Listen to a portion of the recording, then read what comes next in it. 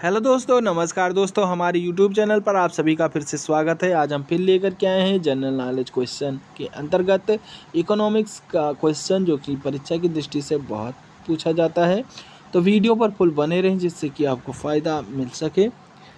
ठीक है, तो चलिए हम फटाफट क्वेश्चन स्टार्ट करते हैं। भारत सरकार ने अपनी पहली लघु क्षेत्र औद्योगिक नीति की घोषणा कब की थी? तो 6 अगस्त 1991 में की थी।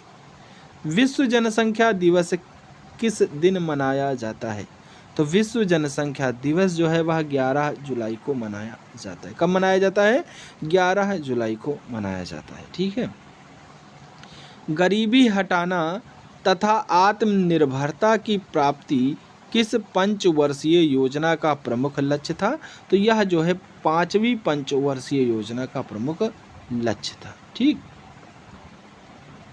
राष्ट्रीय सुरक्षा कोष की स्थापना कब की गई थी? तो राष्ट्रीय सुरक्षा कोष की स्थापना 22 अक्टूबर 1962 को की गई थी। देश का पहला राज्य कौन सा है जिसके सभी विकास खंडों को कंप्यूटर नेटवर्क से जोड़ दिया गया है? तो देश का पहला राज्य वह आंध्र प्रदेश है, जिसके सभी विकास खंडों को कंप्यूटर नेटवर्क से जोड़ा गया है। ठीक है। भारत में वर्तमान में रुपये की परिवर्तनीयता लागू है भुगतान संतुलन के चालू खाते पर। ठीक है। समाधान योजना का संबंध है, तो समाधान योजना का संबंध कर विवाद से है। विजन 2000 किस राज्य सरकार द्वारा प्रशासन एवं विकास के लिए की गई योजना है? तो तमिलनाडु के लिए की गई योजना है। व्याख्यान 98 क्या था? तो यह जो है बैंक अर्थशास्त्रियों का सम्मेलन था। यूनिट ट्रस्ट ऑफ इंडिया का प्रमुख उद्देश्य क्या है? तो यूनिट ट्रस्ट ऑफ इंडिया का प्रमुख उद्देश्य छोटी छोटी बचतों को प्रोत्साहन देना है। अंतर्राष्ट्रीय मुद्रा कोष किस सम्मेलन की देन है? तो अंतर्राष्ट्रीय मुद्रा कोष जो है वह वेटन वुड सम्मेलन की देन है। शून्य आधारित बजट से क्या तात्पर्य है? तो बिल्कुल नए सिरे से बजट तैयार करना जो है शून्य आधारित बजट कहलाता है। आप देख रहे हैं इंडियन इकोनॉमी जीके इन हिंदी। सेबी के अध्यक्ष कौन है? तो सेबी के अध्यक्ष समय यूके सिन्हा है। विश्व बैंक की स्थापना कब हुई थी? तो विश्व बैंक की स्थापना 1945 में हुई थी। भारत में पर्यटन व होटल उद्योग को कौन बढ़ावा देता है? तो ITDC देता है। भारतीय वेतन नीति का आधार क्या है? तो भारतीय वेतन नीति का आधार जीवन निर्वाह लागत है। बोल्ट संबंधित है, तो बोल्ट जो है वह मुंबई स्टॉक एक्सचेंज से संबंधित है। काम के बदले अनाज कार्यक्रम किस पंचवर्षीय योजना में प्रारंभ किया गया था? तो यह जो है 5वीं पंचवर्षीय योजना में प्रारंभ किया गया था। उपभोक्ता दिवस किस तारीख को मनाया जाता है? तो उपभोक्ता दिवस जो है 15 मार्च को मनाया जाता है। भारत में अफीम का सर्वाधिक उत्पादन किस राज्य में होता है? तो भारत में अफीम का उत्पादन जो है मध्य प्रदेश राज्य में होता है। मुद्रा अवमूल्यन का आयात निर्यात पर क्या प्रभाव पड़ता है?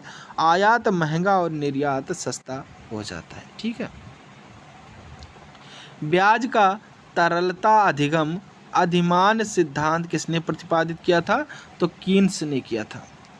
सैनवेट का संबंध किससे है? तो सैनवेट का संबंध जो है उत्पाद शुल्क से है। डाभोल पावर प्लांट किस राज्य में है? तो डाभोल पावर प्लांट जो है वह महाराष्ट्र राज्य में। ICICI की स्थापना कब हुई थी? तो ICICI की स्थापना 1955 में हुई थी। जीवन बीमा का राष्ट्रीयकरण कब हुआ? तो जीवन बीमा का राष्ट्रीयकरण 1956 में हुआ था। कब हुआ था? 1956 में हुआ था। रिजर्व बैंक ऑफ इंडिया की स्थापना किस वर्ष हुई? तो रिजर्व बैंक ऑफ इंडिया की स्थापना 1935 ईस्वी में हुई थी। Board for industrial and financial reconstruction की स्थापना कब हुई थी? तो इसकी स्थापना 1987 में हुई थी। स्वतंत्र भारत का प्रथम आम बजट 1947 में प्रस्तुत करने वाले वित्त मंत्री कौन थे? तो वह जो है R.K. षणमुखम शेट्टी थे। ठीक है, इन्होंने भारत का जो स्वतंत्र भारत का प्रथम आम बजट 1947 में प्रस्तुत किया था। वाणिज्यिक स्तर की देश की पहली सौर ऊर्जा परियोजना कहाँ स्थापित की जा रही है? तो मथानिया जोधपुर में स्थापित की जा रही है। CRISIL का पूरा विस्तार क्या है? तो इसका विस्तार credit rating information services of India limited है। ठीक है, शेयर बाजार में उस व्यक्ति को क्या कहा जाता है जो भविष्य में शेयर कीमतों में वृद्धि होने का अनुमान करता है और इसे देखते हुए भविष्य में बेचकर लाभ कमाने के उद्देश्य से शेयर की खरीदारी करता है? तो उसको जो है बुल कहा जाता है। क्या कहा जाता है? बुल कहा जाता है। उदार मुद्रा यानी सॉफ्ट करेंसी क्या होती है? तो वह मुद्रा जिसकी अंतर्राष्ट्रीय बाजार में मांग की तुलना में पूर्ति अधिक होती है उसे उदार मुद्रा या सॉफ्ट करेंसी कहते हैं। भारत में बेरोजगारी का मुख्य स्वरूप है। तो भारत में बेरोजगारी का मुख्य स्वरूप संरचनात्मक बेरोजगारी है। G8 संगठन से सम्मिलित किया 8वां राष्ट्र कौन सा है? तो 8वां राष्ट्र रूस है। राष्ट्रीय योजना समिति यानी नेशनल प्लानिंग कमेटी की स्थापना कब हुई थी? तो इसके अध्यक्ष कौन नियुक्त हुए थे उस समय? तो इसकी स्थापना 1938 में हुई थी। उस समय इसके अध्यक्ष जवाहरलाल नेहरू थे। भारत की किस पंचवर्षीय योजना में प्राथमिकता को विकास से हटाकर प्रतिरक्षा की ओर केंद्रित किया गया है? तो तृतीय योजना को से हटा करके प्रतिरक्षा की ओर केंद्रित किया गया है। भारत में किस राज्य ने सर्वप्रथम रोजगार गारंटी कार्यक्रम चलाया था? तो महाराष्ट्र में जो है इन्होंने गारंटी रोजगार कार्यक्रम चलाया था। केंद्र सरकार ने वर्ष 2001 को घोषित किया है तो महिला अधिकारिता वर्ष घोषित किया है। राष्ट्रीय इक्विटी निधि स्कीम यानी नेशनल इक्विटी फंड स्कीम का संचालन किसके द्वारा किया जाता है? तो यह जो है भारतीय लघु उद्योग बैंक यानी सिडबी के द्वारा किया जाता है। सेनवेट क्या है? तो यह जो है केंद्रीय मूल्यवर्धित कर प्रणाली है। सेनवेट क्या है? केंद्रीय मूल्यवर्धित कर प्रणाली है। नवीन राष्ट्रीय साक्षरता मिशन के अंतर्गत साक्षरता दर 75% कर लेने की क्या समय सीमा निर्धारित की गई है? तो सन 2005 तक इसकी सीमा निर्धारित की गई थी। भारत में औसतन एक डाकघर कितने वर्ग किलोमीटर क्षेत्र को सेवा प्रदान करता है? तो 21.42 वर्ग किलोमीटर क्षेत्र को सेवा प्रदान करता है। इंटरनेट का सम्राट किसे कहा जाता है? तो इंटरनेट का सम्राट मासायोशी सन को कहा जाता है। तो आप देख रहे हैं Indian economy most important question जो कि परीक्षा की दृष्टि से बहुत इंपॉर्टेंट है। अगर आप वीडियो पर नए हैं तो चैनल को ज़रूर सब्सक्राइब करें और लोगों को शेयर भी करें जिससे अन्य लोगों को भी फायदे से मिल सके। भारत में श्वेत क्रांति का प्रथम चरण यानी ऑपरेशन फ्लड फर्स्ट कब प्रारंभ किया गया था? तो ऑपरेशन फ्लड जो है वह 1970 में प्रारंभ किया गया था। इसके जो है अध्यक्ष जो वर्गीस कुरियन थे। किस वर्ष Andhra Bank, Cooperative Bank, New Bank of India, Oriental Bank of Commerce, Punjab and Sindh Bank और विजया बैंक का राष्ट्रीयकरण हुआ था? तो इन सभी बैंकों का राष्ट्रीयकरण 15 अप्रैल 1980 को हुआ था। ठीक है। श्रम विभाजन बाजार के आकार के द्वारा सीमित होता है, यह कथन किस अर्थशास्त्री का है? तो यह कथन एडम स्मिथ का है। किसका है? एडम स्मिथ का है। विश्व बैंक ने भारत को सामान्यतः किस अवधि की योजनाओं के लिए ऋण उपलब्ध कराया है? तो दीर्घकालीन परियोजनाओं के लिए ऋण उपलब्ध कराया है। Unit trust of India UTI की स्थापना कब हुई थी? तो 1964 में हुई थी। रिजर्व बैंक ऑफ इंडिया का राष्ट्रीयकरण किस वर्ष हुआ? तो 1949 में इसका राष्ट्रीयकरण हुआ था। किस पंचवर्षीय योजना में आत्मनिर्भरता का लक्ष्य रखा गया है? तो चौथी पंचवर्षीय योजना में आत्मनिर्भरता का लक्ष्य रखा गया है। किस पंचवर्षीय योजना को पूरा होने से 1 वर्ष पूर्व ही समाप्त कर दिया गया था? तो 5वीं पंचवर्षीय योजना को पूरा होने से पहले ही यानी 1 वर्ष पहले ही समाप्त कर दिया गया था। समन्वित ग्रामीण विकास योजना किस वर्ष प्रारंभ की गई थी? तो यह जो है 1978 से 79 में प्रारंभ की गई थी। व्यय सुधार आयोग के अध्यक्ष कौन थे? KP गीता कृष्णन थे। IDBI का अध्यक्ष कौन है? तो RM मालाजी थे।